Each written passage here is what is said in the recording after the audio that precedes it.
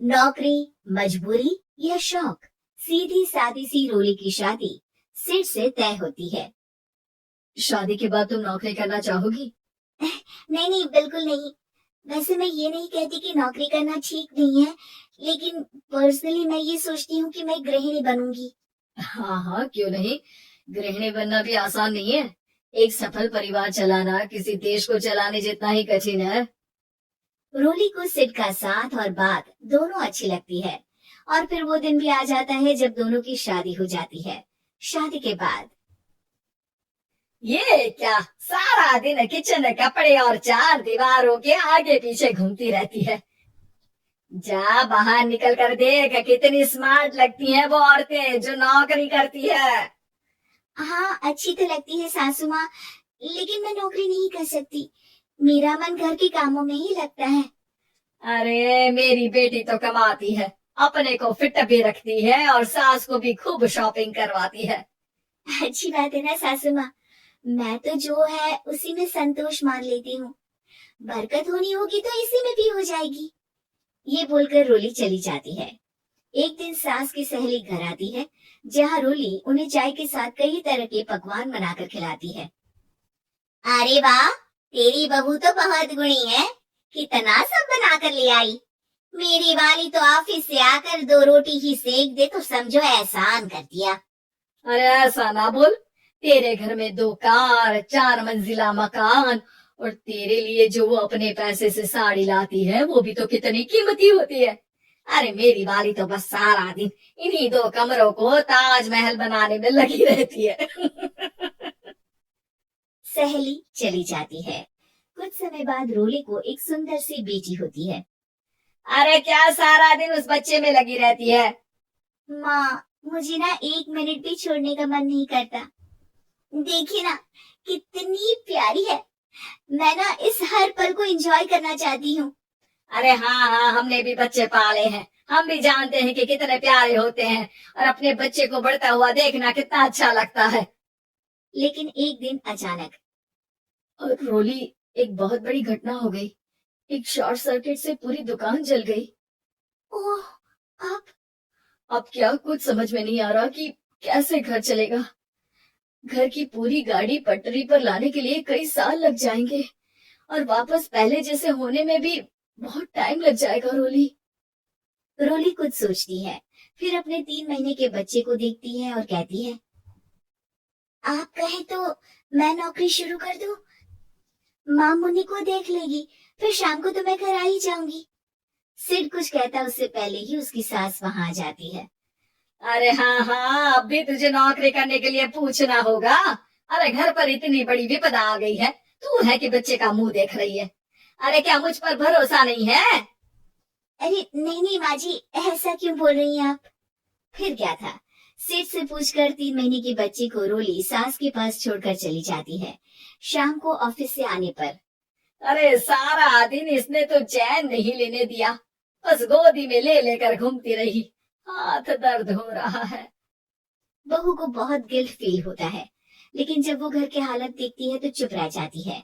Office में सहेली कहती है, अरे रोली, तेरी तो बच्ची छोटी है ना, कैसे मैनेज करती है? कैसे मतलब? घर पर रहती है वो अपनी दादी के साथ। ओ यार, कितनी अच्छी है तेरी सास। मेरी सास को जब पता चला कि मैं नौकरी ज्वाइन करने की सोच रही हूँ, वो तो सीधे अमेरिका चली गई मेरी ननद के पास। अच्छा, फिर तू कैसे मैनेज करती है? अरे मैंने तो फुल टाइम मेड रख ली है। ओह, वो तो बड़ी महंगी होगी ना? हाँ यार, लेकिन कमाई भी तो हो रही है ना। यार, मैं तो कभी अपना बच्चा इनके मम्मी पापा के पास ना छोड़ू। प्यार दुलार में खराब कर देते हैं ये दादा दादी बच्चे को। नहीं नहीं, मुझे अपनी सास पर पूरा विश्वास है। जो मेरे पति को इतनी अच्छी शिक्षा के साथ बड़ा कर सकती है, वो मेरी बच्ची को कभी नहीं बिगाड़ेगी। खैर, रोली की इस सोच से उलट पड़ोसियों के बीच हाथ में बच्ची पकड़े रोली की सास कहती है, अरे क्या बताऊं, सारा दिन बहू बाहर रहती है। पहले अपने बच्चे पालो, फिर बच्चों के बच्चे, और अपना जीवन तो कुछ रहा ही नहीं। अरे नहाने भी जाती हूँ ना तो इसे साथ रखती हूँ, कल को कहीं गिर गई या चोट लग गई तो बहू तो हमारी खाल उखाड़ लेगी ना। अरे ऐसा भी क्या डरना बहू से, नौकरी थोड़ी की है उसकी। अब क्या बताऊं, पढ़ी लिखी लड़कियां हैं आजकल की। चलो चलती हूँ, सब्जी बनाने का वक्त हो गया है, बच्चे आएंगे तो खाना तो बना मिले।